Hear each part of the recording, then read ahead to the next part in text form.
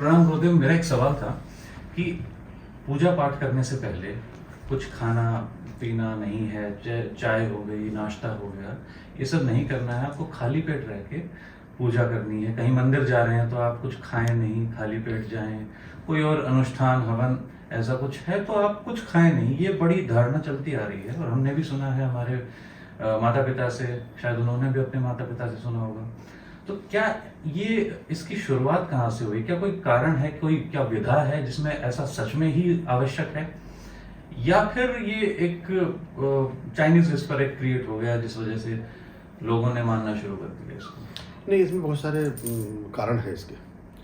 देखिए, पहले ये कब, जब हमारे शास्त्रों की रचना हुई, विधान की रचना हुई, पूजा के कर्मकांड की रचना हुई कि भाई ये पूजा पाठ करेंगे, ये प्रोसीजर्स होंगे, ये आसन होगा, ये बैठक होगी, ये मंत्र होंगे, ये व्यवस्था होगी, ये पदार्थ होंगे, ये द्रव्य होंगे। इस सब के साथ आप कुछ निश्चित देवताओं के लिए कुछ निश्चित प्रयोग करेंगे या निश्चित पूजा पाठ करेंगे। तो प्राय देवालय गाँवों के या बस्तियों के, शहरों के बाहर होते थे। और प्राय हमारे जो रिफ्रेशमेंट, हमारे जो फ्रेश होने के साधन थे, वो नदियाँ, पोखर, जलाशय और तालाब और ये सब थे। घरों में बाथरूम तो हमारे यहाँ वास्तु में व्यवस्था नहीं थी उसकी। तो आदमी 2 किलोमीटर जा करके फ्रेश होकर आया करता था और वहीं स्नान करके आता था। गंगा में स्नान का महत्व था, पूजा पाठ के लिए दूसरी दिशा में जाया करता था। तो बहुत बार ऐसा होता है, हमारी बॉडी का एक सिस्टम है कि जब आप कुछ इंटेक करते हैं भोज्य पदार्थ, तो उसके बाद आपको हाजत लगती है, आप रिफ्रेश होने की कंडीशन में आ जाते हैं। पता चला अभी आप स्नान करके आए हैं, आप सारा विधान करके आए हैं, सूर्य को अर्घ्य दे के आए हैं और आपने आकर के फिर हैवी खाना खा लिया और आप चले आए मंदिर के लिए कहीं, तो आपको रास्ते में फिर से फ्रेश होने की स्थिति आ गई।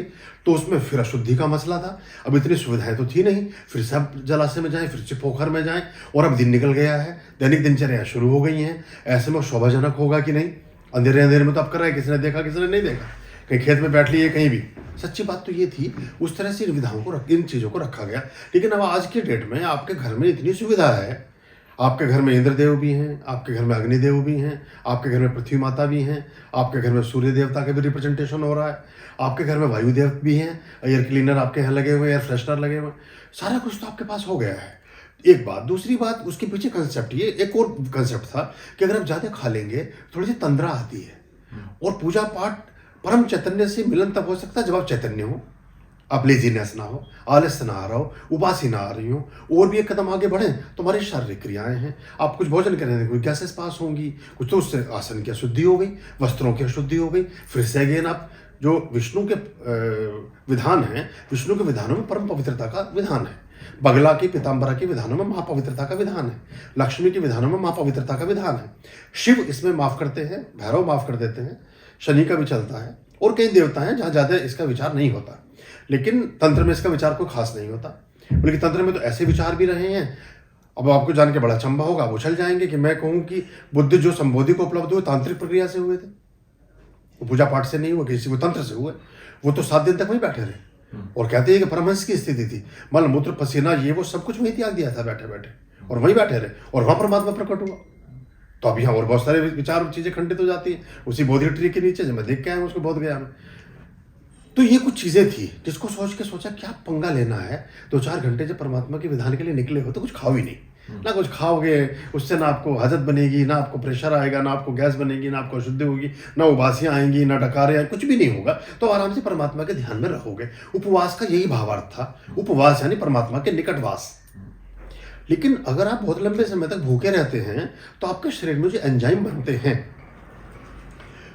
उसमें मेरे देखे अपने अनुभव ये भी हैं कि जो साधक नहीं है, ये तो उनके लिए थी जो साधना के लिए निकले हैं। और साधना भी किस लिए कर रहे हैं?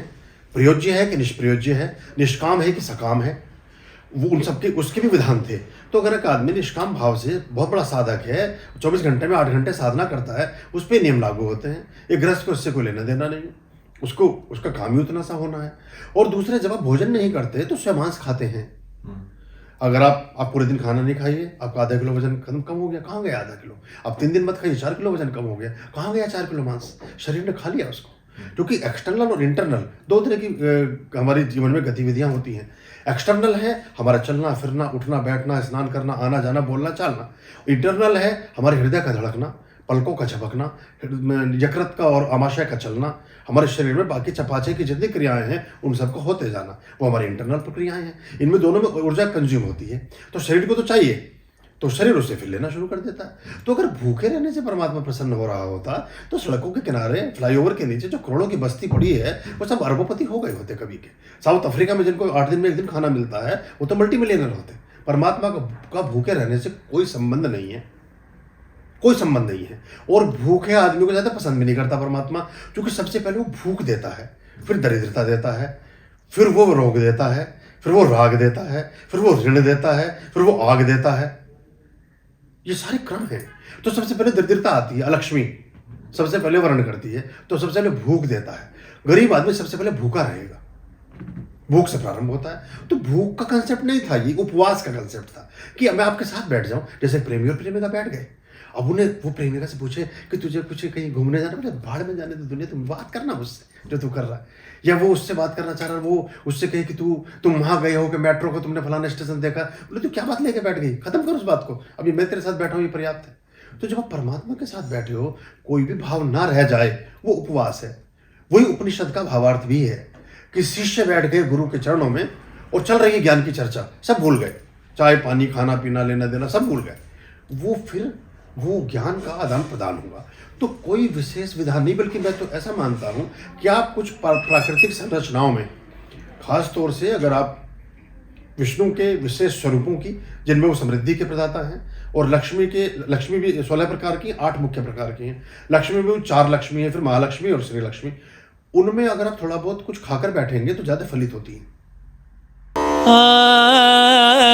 आर्याम अभयाम